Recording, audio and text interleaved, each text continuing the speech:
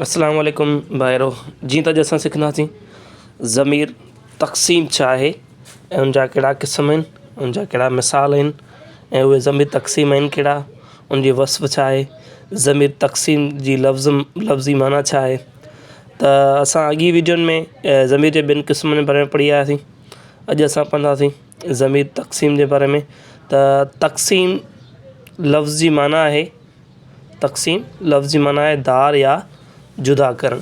तक़सीम लफ़्ज़ी माना है दार या जुदा करण, यानी अखरनि खे या जुमलनि खे दार या जुदा करण तक़सीम लफ़्ज़ी माना आहे। त हाणे असां उनजी वस्फ़ पढ़ंदासीं। अहिड़ा ज़मीर जेके जुमिले में जमायत या टोले मां कंहिं शख़्स या जाइ शइ धार या जुदा करे तंहिंखे ज़मीर तक़सीम चइबो आहे। अहिड़ा ज़मीर जेके जुमिले में जमायत या टोले मां कंहिं शख़्स खे, जाइ खे, शइ खे धार करे यानी उनखे अलॻि करे ॿुधाए त उनखे ज़मीर तक़सीम चइबो आहे। त ज़मीर तक़सीम जेको माना जुमिले में जेके बि शयूं हुजनि उनखे अलॻि करे धार करे। त हाणे असां उनजा मिसाल पढ़ंदासीं। हर हिकु, ॿिनि मां हिकु, ही या हू, न ही न हू, हिकिड़ो बि न। हाणे हीअ जेके पंज आहिनि इहे ज़मीर तक़सीम आहिनि। इन ज़मीर तक़सीम खे वधीक सिखण जे लाइ असां जुमिला पढ़ंदासीं। त इन्हनि मां हर हिकु इनाम मिलियो, इन्हनि मां हर हिक खे इनाम मिलियो। हाणे इन मां हर हिकु इहो छा आहे, ज़मीर तक़सीम आहे। त असां इहे ज़मीर तक़सीम आहे। हाणे असां ॿिए जुमिले में इन्हनि सिपाहियुनि मां हर हिकु जंग में हिसो वरितो, इन सिपाहियुनि मां हर हिकु जंग में हिसो वरितो, मां हर हिकु जंग में हिसो वरितो, यानी इहो आहे ज़मीर तक़सीम आहे। तव्हां मां को बि वञी सघे थो, हाणे मां को बि वञी सघे थो इहो छा आहे, इहो बि ज़मीर तक़सीम आहे। तव्हां मां को बि वञी सघे थो, तव्हां मां को बि, इहो छा आहे, ज़मीर तक़सीम आहे।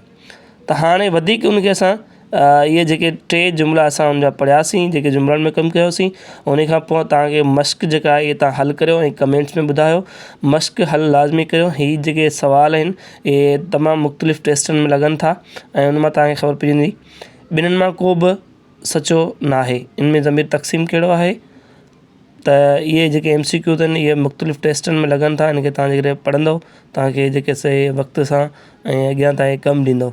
उन खां पोइ आहे इन्हनि मां को बि माण्हू क़ाबिल न आहे, इन्हनि मां को बि माण्हू क़ाबिल न आहे।